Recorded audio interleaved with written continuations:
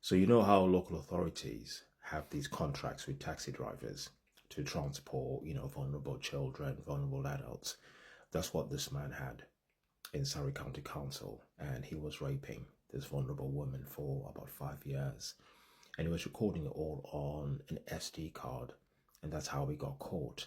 So I was looking around to see how did this come about. And the reason I was trying to search for how it came about is because when it comes to vulnerable women like this is the most prevalent form of abuse because it doesn't fall into that underreported category. It falls into the undetected category, which means a lot of these men are getting away with it completely and they get caught by accident. It's hardly ever the vulnerable woman reporting it.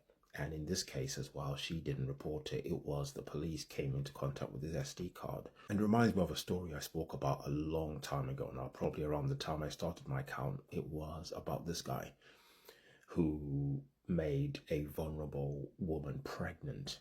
He was a living carer, and it was the pregnancy that raised the alarm. So one of the women who worked in one of the other caring teams, she noticed that this woman had missed her period, and she went, hang on a sec, this is really strange, she's never missed her period.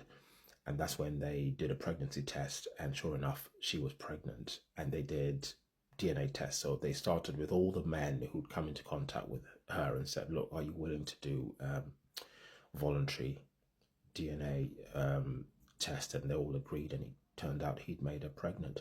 But if that hadn't happened, is my point, he wouldn't have been detected, and he'd been abusing and raping her for a very long time.